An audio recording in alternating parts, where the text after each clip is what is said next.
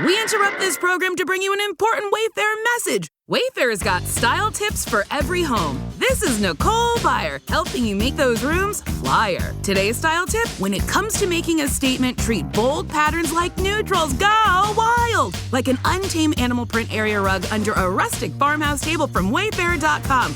Ooh, fierce! This has been your Wayfair style tip to keep those interiors superior. Wayfair, every style, every home.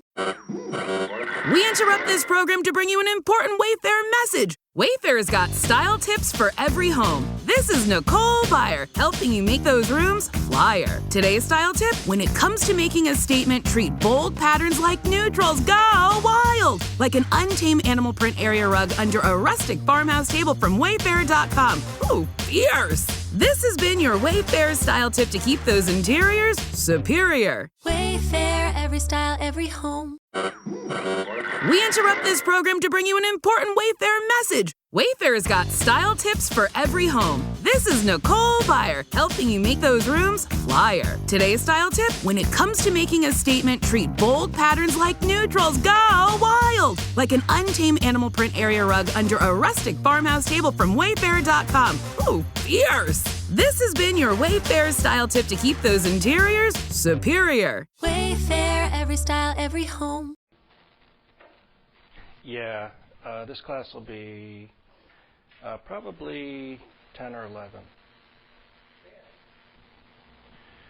So this is your introduction to abnormal psychology, Psych 239. The course numbers here, the 100 level courses are typically not university transfer. The 200 level courses are. 201A, 202A is generally the progression to get to 239, but you don't need both of those. I think there's a prerequisite for just one of them. My name's Dana Layton, for those of you who don't know me. 3 of you do already. You've already been in my classes. 4? No, you haven't been in my class before. Okay.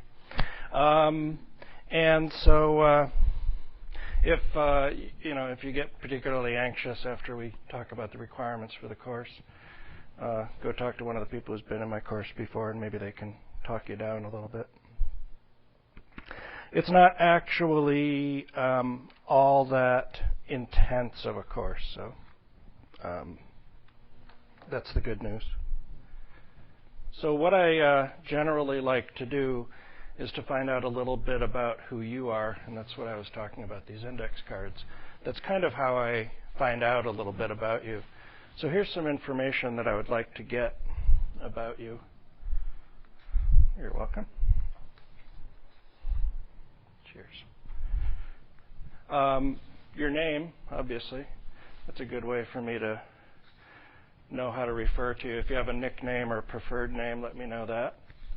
Thanks. And what program you're taking here. That is, are you a university transfer, associate's degree? Maybe you're taking a substance abuse certificate, which this is a requirement for that certificate, I think. Or maybe you're in a dental or nursing program or whatever. This would be a good course to take for nursing, by the way. I've had more than a few students who've taken abnormal psych and have gone into psychiatric nursing afterwards. What you do in your spare time? Do you have any hobbies or pastimes?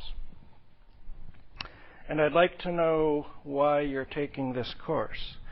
For some of you, it may be a required course. For some of you, you're filling a social science requirement or a general education requirement. For some of you, it might be that you're just curious. And some of you might be interested in maybe even being psychologists.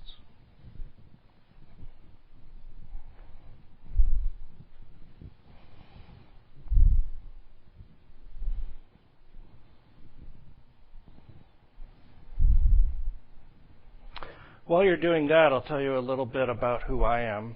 As I said, I'm Dana Layton. I've been teaching here at PCC. This is my second year.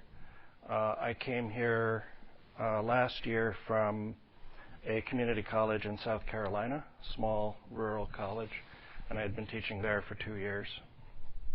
And before that, in 2004, I received my master's degree at the University of British Columbia.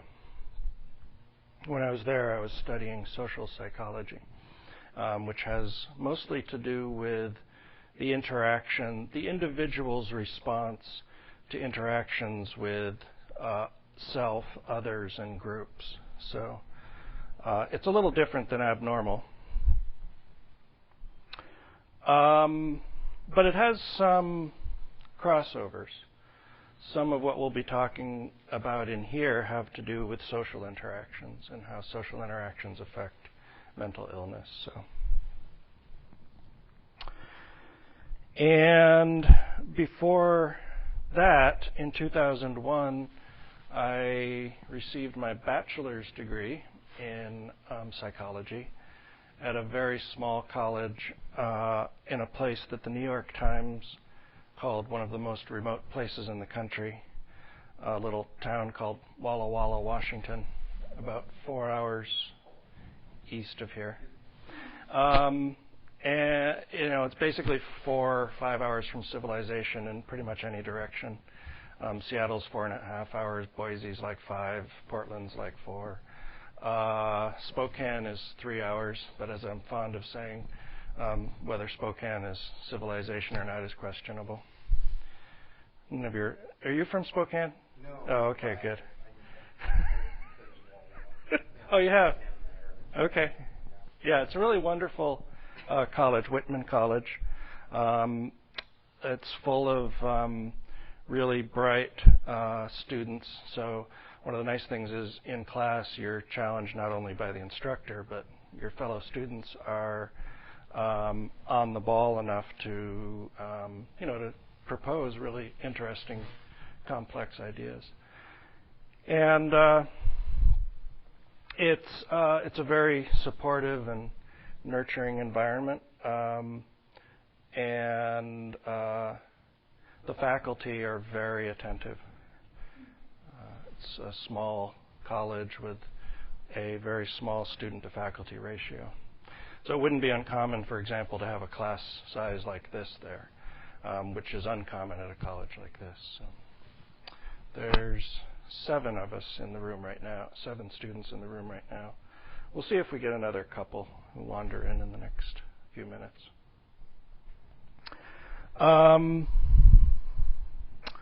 What else? Before Whitman, I did my transfer work at community college in California. I graduated with an associate's from Sierra College, which is in the Sacramento area, and I went to about 3 different community colleges in the Sacramento area too.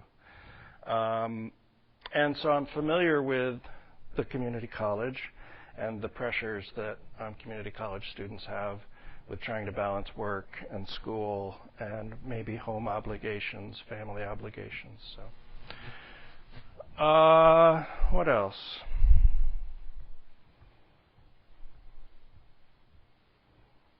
So those of you who are good at math maybe are figuring out, let's see, bachelor's degree in 2001, that would have been 6 years ago, and he certainly doesn't look like, let's say, 22 plus 6, 28 years old, and that's true. I actually started at the community college when I was 30. This is my second career. My first career was software development.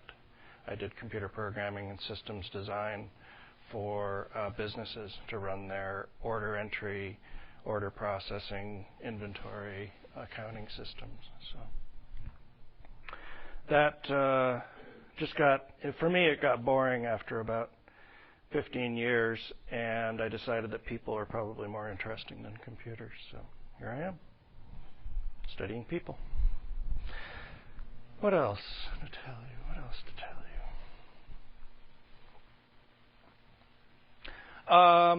Well, I'll tell you that I have personal experience with mental illness.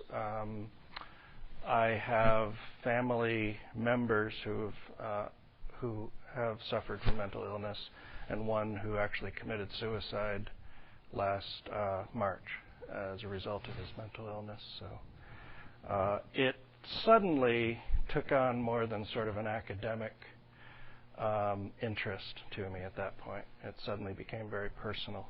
And I didn't really understand just the idea that that mental illness is a chronic disease. It's almost like cancer or any other sort of chronic disease that has an often fatal consequence.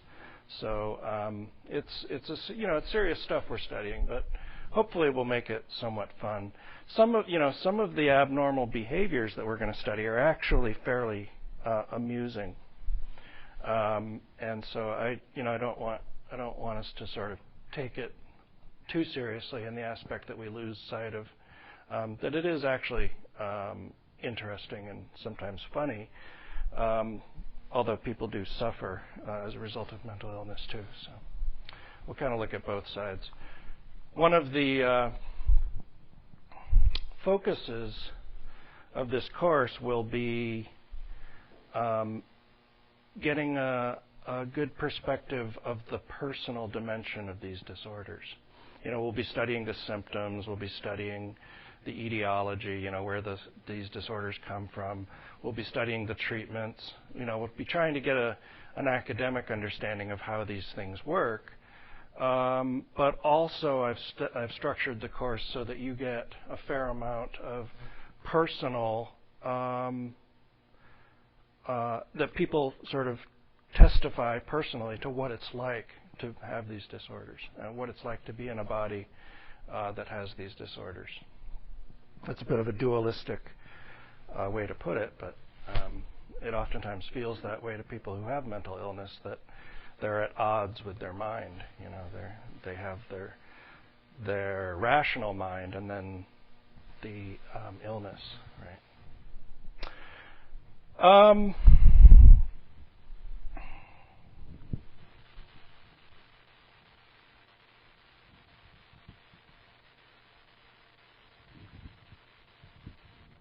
I'm not going to ask you that question yet. Okay, so let's talk about the course and how it's going to run. So I'll give you the syllabus.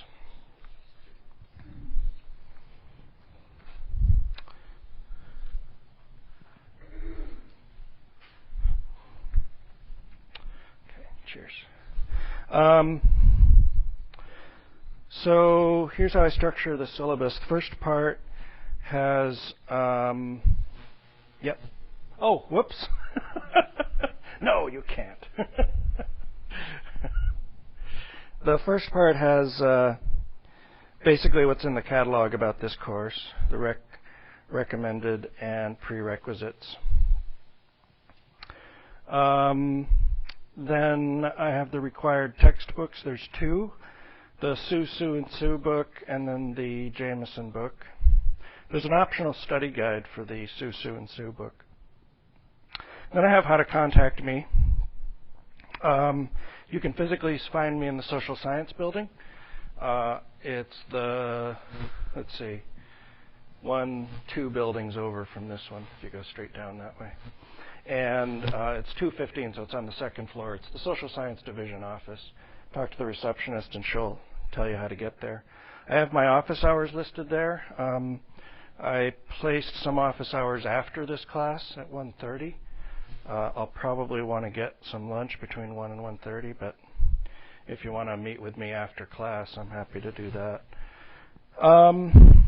My email address, web page information, and chat client information. If you use like the instant messaging programs and you see me online, feel free to get in touch with me there.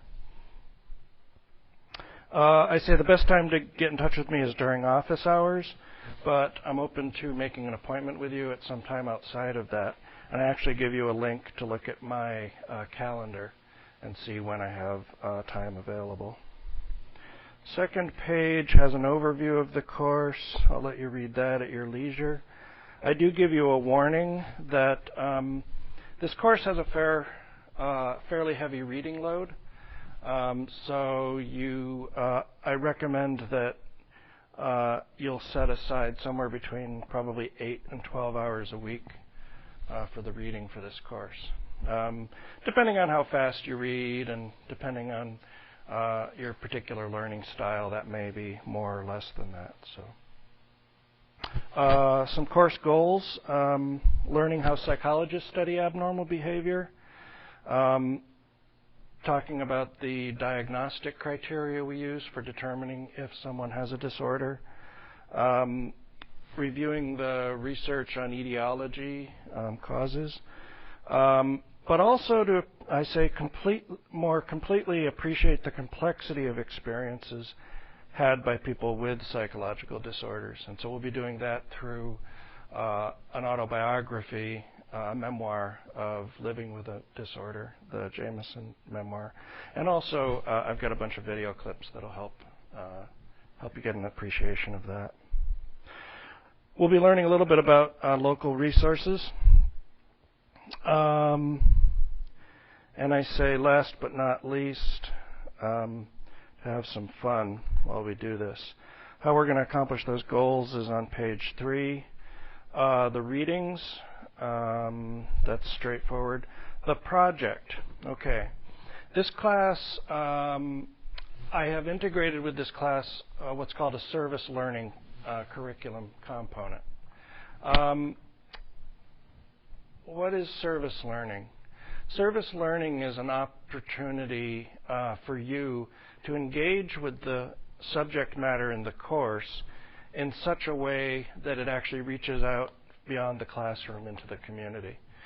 And so we'll be running a service learning project which will basically involve an awareness and education event about a psychological disorder.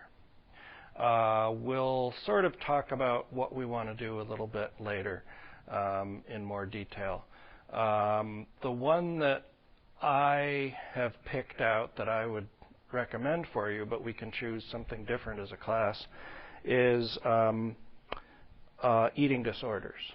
And what I would recommend, the easiest way to do this project is to run a information awareness and screening program here on campus to actually work with your fellow students about educating them about eating disorders, giving them an opportunity to take a self-assessment and see whether they're at risk for an eating disorder and stuff like that.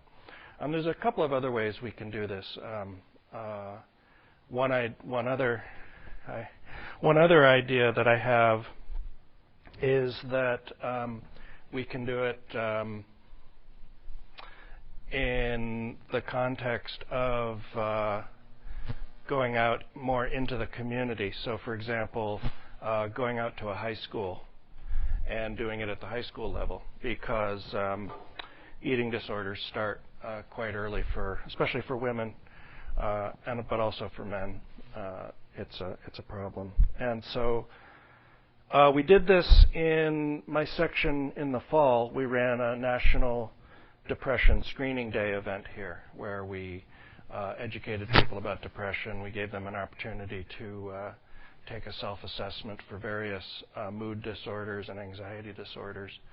And one of the things that came out of that was, out of the 50 or so people that the counselors saw as part of the screening, about a third had attempted suicide once in their life.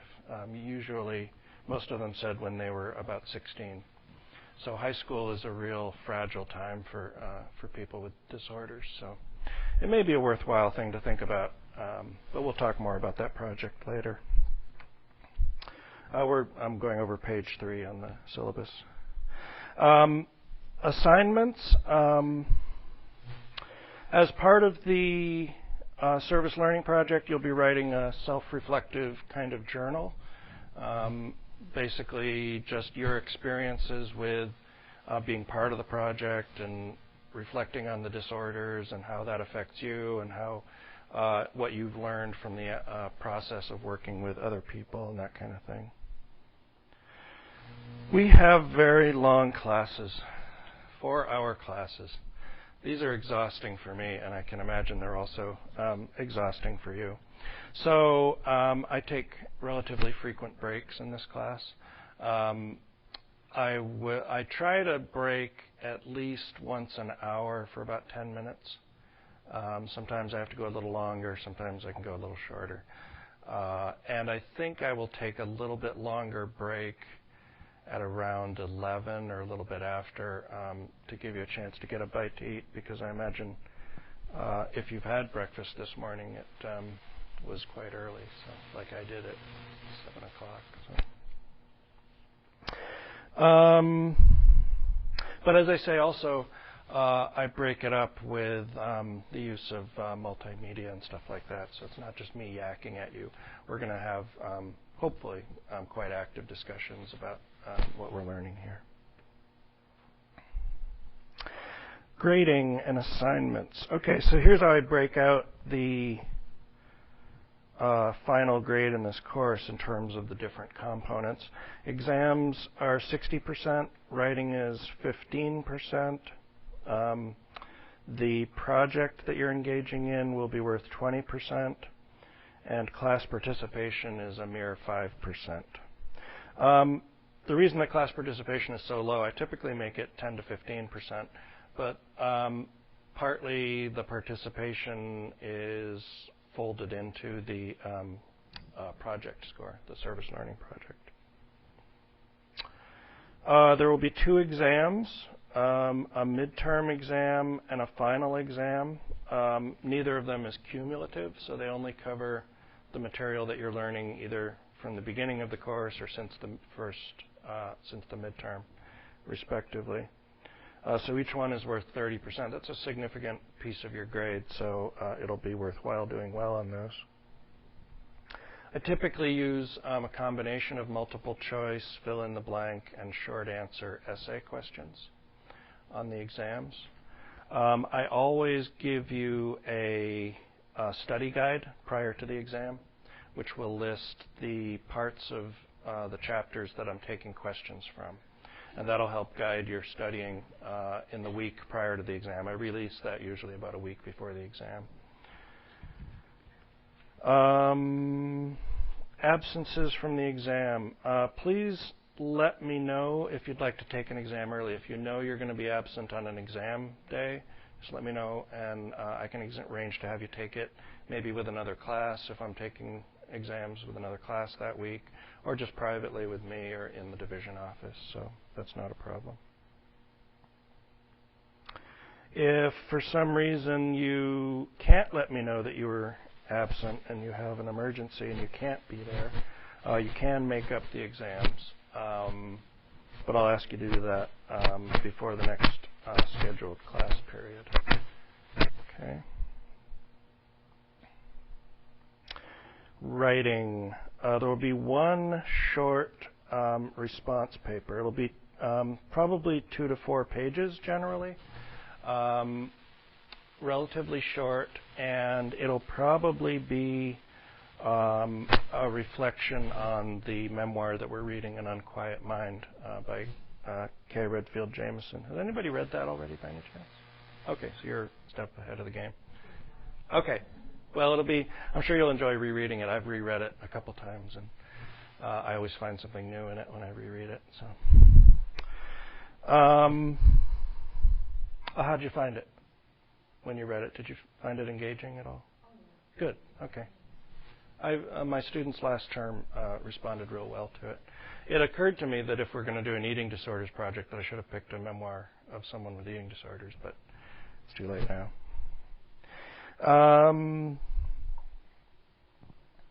Late papers will be accepted, but there's a significant penalty, 50%, so I would advise getting them in on time. I'm happy to give you an extension on the due date if you know in advance that you're, for some reason, not going to be able to get it done. You know, you might have 3 or 4 papers scheduled that week. Just let me know ahead of time, and I'll help you out with an extension. Plagiarism. Do not go to the internet to find a paper about K. Redfield Jamison's An Unquiet Mind. First of all, the assignment that I'm going to give you for the paper is probably one that is not easily obtainable on the internet, but if you feel tempted to do that, be advised that I have had students fail this course as a result of plagiarism, so don't do it. Don't cheat on exams. Don't, straight and narrow. I don't have too much tolerance for that. So then I talk a little bit more in depth about the service learning project on page 4, page 5. Oh, I talk about how I score that project. Basically, your journal accounts for 1/3 of the score on the project, so just completing and submitting the journal alone. I don't actually grade the journal. I can't grade your, subjective experience, right? So it really just is the process of completing it. So that's an easy 1/3 of the credit. The other 2/3 will be based on your evaluation of your performance and your evaluation of each other's performance. And I have like a survey form that I give you about how you did on each part of the project and how everybody else did, and then I take all that data and come up with a grade. Class participation.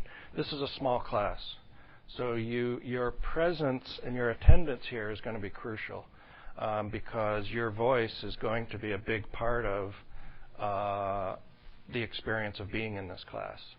I can't stand up here and talk at you for 4 hours, so you're going to be part of learning, but you're also going to be part of teaching each other. So please contribute to the learning community we have here. I don't keep track of how many questions you ask or how many you answer and come up with some formula to figure out participation. It's really a subjective evaluation of your experience here. I say about attendance, please come every day that you can. If you have to miss a class, get notes from a classmate or catch up using I record the lectures and I make them available as a download podcast. So if you have to be absent, at least you can catch up with the lecture and the discussion that we have here. Being late, if you have to be late, please do so quietly. Try to be like a little tiny mouse. If you have to leave class early, please let me know before class starts. And here's why. Just like everybody else, I'm subject to my own neuroses and insecurities. And if I'm in the middle of talking about something and someone packs up their stuff and gets up and walks out, then that starts my little neurotic brain going, gee, I wonder what I said wrong. How could I be such an insensitive teacher? Why did I take on this job? Why do I think I should be doing this job? Teachers should be understanding and always be available for their students and never insult them. And what a loser I am, right? And then my lecture deteriorates, and then I go home and sulk for a couple of days. I exaggerate, obviously, but I do go through a little bit of that process. So please let me know if you do have to leave early, and I won't do that so much. Cell phones and technology, basically turn off your cell phones in class. I understand that some of you may need to have the ability to receive a call during class, and if that's the case, just let me know, and that's fine. If you want to use laptops, that's fine, but you limit it to classwork rather than something other than classwork. Questions? I'll let you read this at your leisure and ask me more about it as we go along.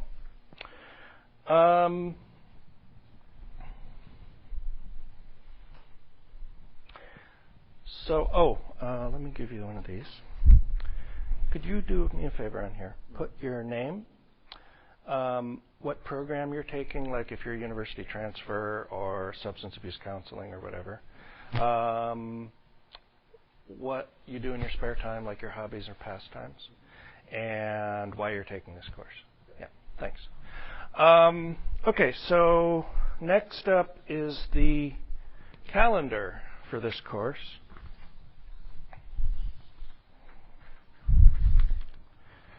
And you're welcome. This is a listing of all of the assignments for the course, when the readings are due, papers, exams, stuff like that. You're welcome. We have 11 weeks together, including the final, so we're going to be moving right along on this stuff. Typically, you'll be reading 2 chapters per week. So you'll need to, sort of keep up on the reading and not fall behind, because if you fall behind 1 week, you're then reading, 4 weeks. Plus, you're typically going to be reading a fair amount of the Jameson book, so it would be hard to fall behind. I list the topics that we'll talk about in class that week, the reading assignments that are due for that class session. So for week 2, we're going to do some planning for the service learning project, but we're also going to be talking about contemporary views of abnormality and perspectives on abnormal behavior.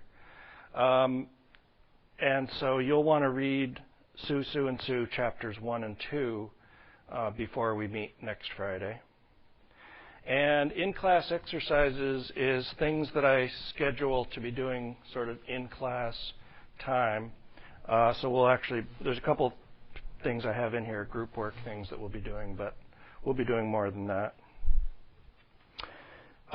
We start talking about the Jameson memoir in week 3. So in addition to the chapters 3 and 10 in Sue and Sue, you'll also be reading the prologue in part 1 of Jameson. I think you'll find the reading for, when you read the Jameson book, you don't have to, read it intently for content.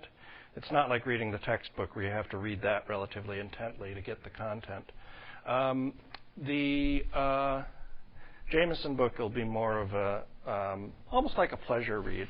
But I do want you to kind of just be aware of the themes. But we'll have a discussion on week 3. We'll discuss the prologue in part 1 in class and see if we can draw out some themes and similarities that you find. The 5th week has your midterm, which will include 5 chapters, 1 through 4, 8, and 10. And then the service learning project I've tentatively put in week 8. That is National Eating Disorders Awareness Week. So if we do the Eating Disorders project, that would be the logical week to do it in, but we don't have to do it that week either. The service learning journals will be due the week after that. There's a paper for the Unquiet Mind, which will be due just before the final. And then we have the final. Please be advised this calendar is subject to change. Things happen. I could say something else, but I'm on the podcast, so I won't say the swear word. Things happen, and I may need to adjust the calendar. If so, I'll notify you in class and by email that I've had to change the calendar. The smallest number of revisions I've ever had for one of my course calendars, I think, is 2. And the largest is 7. So they seem to be getting fewer as I teach more and more. Each term I teach, I seem to be getting a little better at figuring out the scheduling. So won't change too much. Yes, I have an answer. Mm-hmm.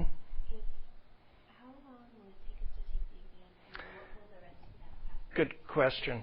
Yeah. Yeah. Actually, the exam itself will probably take you only about an hour to an hour and a half, and I don't have anything else scheduled for that class period.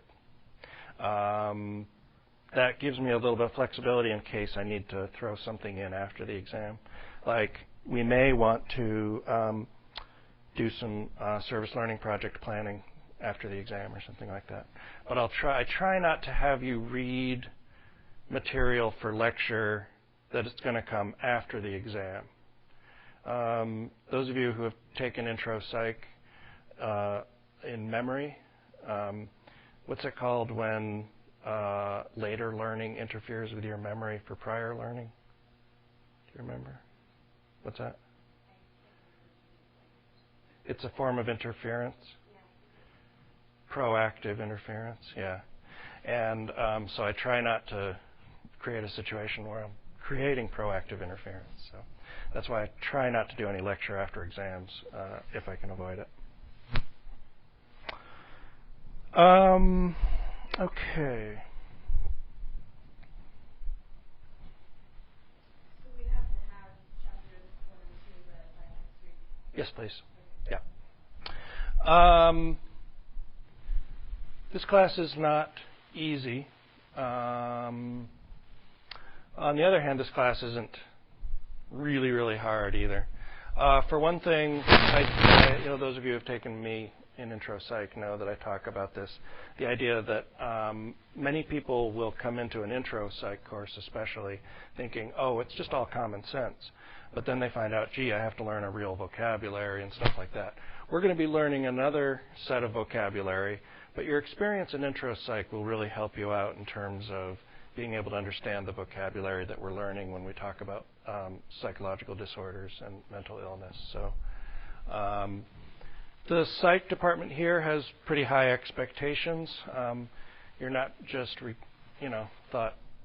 just don't want you to memorize material, but to actually do some critical thinking too. I have relatively high personal expectations of you and of myself, but as I said, I've been in your shoes before, and so I know that sometimes life gets in the way of learning, so I'm really quite flexible and understanding. And in that regard, you are lucky in some ways to be taking this course at a community college where you have a lot more access to the faculty than you would at a large university. So take advantage of that. I'm available to help you in this course. That's really my main job here. And so office hours, make appointments with me. You may want to form a study group before the exam, stuff like that. Let me talk about the textbook. The required textbook for this course is Sue, Sue, and Sue, Essentials of Understanding Abnormal Behavior. This is what's known as a brief version of the textbook. Sue, Sue, and Sue have a larger version called, just called Understanding Abnormal Behavior. And this is sort of a condensed version of that larger textbook. Does anybody have a copy here by any chance? Can you pull it out for me? Thanks. So when I reviewed the textbooks for this course, this stood out mostly because I think that the writing is actually quite good. It reads quite well. It has all of the essential information that you need to know about these disorders. But what it doesn't have that the thicker version of this book has are some tables and boxes with personal anecdotes and stuff like that. But I'm supplementing that with class discussion and lecture and videos. The one weakness this does have is it doesn't do a lot with DSM-4 criteria and diagnosis and diagnostic stuff. So I'm going to be supplementing that with photocopies for you. Each chapter is relatively short because it is an essentials book. So let's see how big, for example. chapter 1 and 2 combined is about 60 pages. So hopefully that won't be too bad for 1 week's worth of reading. And each set of 2 chapters is right around that same amount. So I'd like your, as we go along, I'd like your feedback on the textbook too, how you find it in terms of reading, how you find it in terms of coverage of the material. I think it's quite good.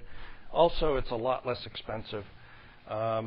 Typically, the book that I would use instead of this is a book by Altman's, and that book I think would cost you about $130. I think this one is $80 or $90 at the bookstore.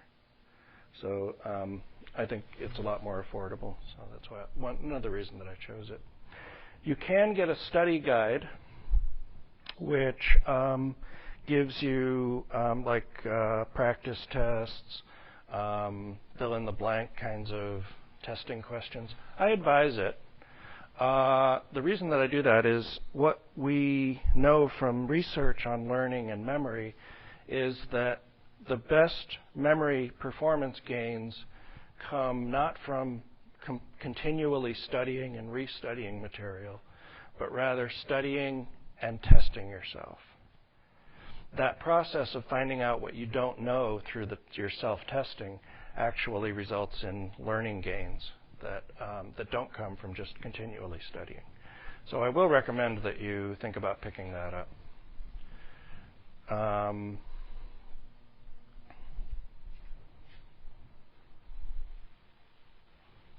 Any questions on the text first? Supplemental reading. We're going to read, Jameson's An Unquiet Mind. I don't know why that picture went away. Oh yeah, I do. I made a change to the slide that I forgot. So An Unquiet Mind is a small trade paperback book. You should be able to find both of these books at the bookstore used, or you can get it new if you want to through the bookstore or through another source. And as I said, that's going to be a memoir of Kay Redfield Jamison. She is a psychiatrist and psychologist, and she developed bipolar disorder while she was, it fully developed while she was an undergraduate in college and in graduate school. And it's about her experience of living with bipolar disorder, but also living with the family of a bipolar disorder and her experience of social support in her social networks and how that affects her disorder. So it's really quite a good read. And you can read. I read through it pretty quickly, and I don't read very fast, so it should go easily for you. Service learning. As I said, the Service Learning Project is a way for you to be of service, having learned what you've learned about what we'll learn about eating disorders, and to provide screening, referrals, education, and what's really important in abnormal psych and in mental illness is reducing the stigma that's associated with mental illness. It's a real problem in our society. Having a psychological disorder is very stigmatizing. And it's partly because people don't really understand psychological disorders very well. Oftentimes they'll think of a psychological disorder or a mental illness as a weakness of will, something weak about the person if they're depressed or something. Why don't you just, in this culture it's like, why don't you just pull yourself up by your bootstraps, right? This very individualistic kind of culture. And so one of the things that this does is it brings the disorders out into the public and says, hey, look, this thing's not really as scary as you think it is, and it's it's something that's treatable. It's something that people live with every day. So it also, if we do the screening, We'll also be part of a national data collection effort looking at prevalence of eating disorders on college campuses nationwide. So not only are you serving the community here, you're serving also the greater knowledge base. And my students generally find that it's fun. You've got a lot of latitude with how you do it. You can make it as fun as you want, or you can make it as very, serious and academic as you want. So, and as I said, you've got two ways. I'll use two ways of assessing your success and performance: the journals and then these peer evaluations.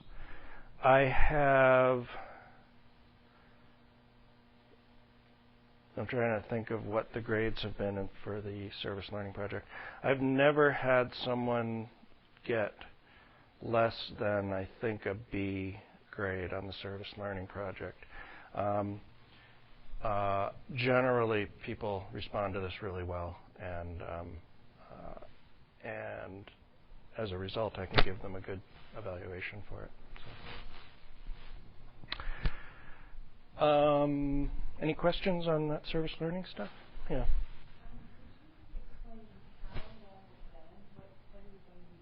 Sure. Well, we haven't, I haven't quite settled on exactly what we're going to do, but basically, you will be planning, organizing, and running an event to raise awareness of these disorders. So.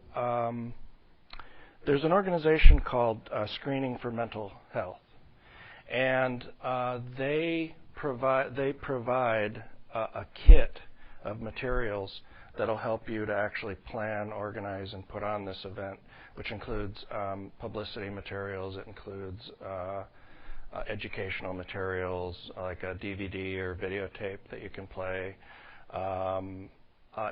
information about how to run these events, and basically it's your project, and you can really do it any way you want and approach it any way you want. What do you want to know specifically? Yes. A little bit of both.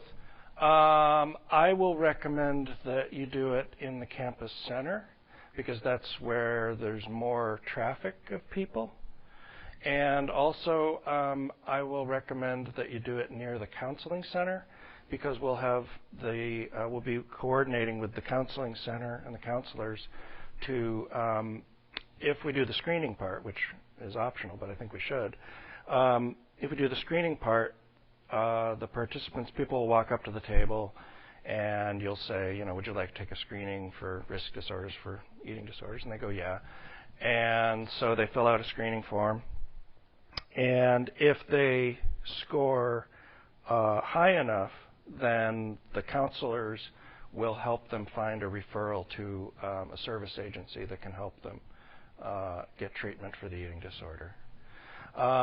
What we also have done in the past, and what I recommend, is the best thing for you to do would be to go out to local merchants or maybe businesses that you know of and solicit prize donations and have a prize drawing.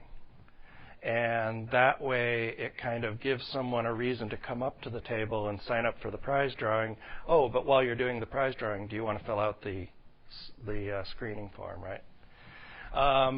And so last time we gave away we gave away 2 spa treatments at some hot springs, Bonneville. Does that sound right? Bonneville Hot Springs. We gave away 2 free massages. One of my students is a massage therapist, and he brought his massage chair and gave chair massages while people were hanging out. And so you can make it this real kind of, that's a really good thing to do. Make it a festive event. Don't make it like, oh God, do you have an eating disorder? That must be terrible. Draw people in using the excitement of the event, right? So, and you have a lot of latitude in how you do it. It's your project, it's not mine. So the success of the project depends on you and your energy and your creativity, really. So. Is it a class project? Yep. Everybody will be participating. If this were a bigger class, I could break it up into 2 or 3 groups, and we could have 2 or 3 projects. But in a class size like this, we ran it last time with 7 or 8 people, so it shouldn't be a problem in this class. It's not really that much work, and it's more fun than it is work, really. I will be your liaison, partly, for working with the administration and getting the resources you need. Just let me know what you need. And I've got some ideas and suggestions. And I can actually show you some videotape of what the project looked like last term. I haven't edited it yet, but I can show you the unedited version. Other questions? Any other questions or concerns? Okay. I think you'll find it. My students in the past have really responded well to it. So, one of the things we did. This was in South Carolina when I ran the eating disorders event there. I'm a sort of a thrift store junkie, right? And so I was out at a thrift store and I saw this, one of these like professional kind of bathroom scales with the big dial on it that has your weight, right? And so I modified it where I took the numbers off the dial and I put things like fabulous and smart and gorgeous and stuff like that instead of numbers for weights, right? So it's a way to kind of change your, it's like, hey, come and check out your weight, right? And they go like, no, and they're like, well, you can find out if you're fabulous. Yeah. So yeah, okay. So as I said, the journals are basically going to be reflective. It's not like a research paper. It's your experience, and that's what I want to read about, what your experience with this event was. I may give you specific questions to respond to, and you can do it pretty much any way you want. Do you want to do it handwritten? Do you want to do it on a computer? Do you want to make it a blog? If you know how to do blogs, or do it in like a mailing list, or do it as a public forum with everybody contributing all together. We can talk about different ways we want to handle that. So, but it's important that your writing be confidential and anonymous. So these get a little bit dicey when you start talking about confidentiality and anonymity. So here's some things that you will need for this class. You'll need 2 Scantrons for the midterm and the final. And the ones you need are like a half-page format. And it's 882E is the form number. And it has 50 questions on each side. There's another one that's like a half-page format, but it has 25 questions on each side, and that's the incorrect one. But even if you get to the midterm or the final and you don't have the right Scantron, there's plenty of time to run over to the bookstore and get one anyway. So, and then you need number 2 pencils for the Scantrons.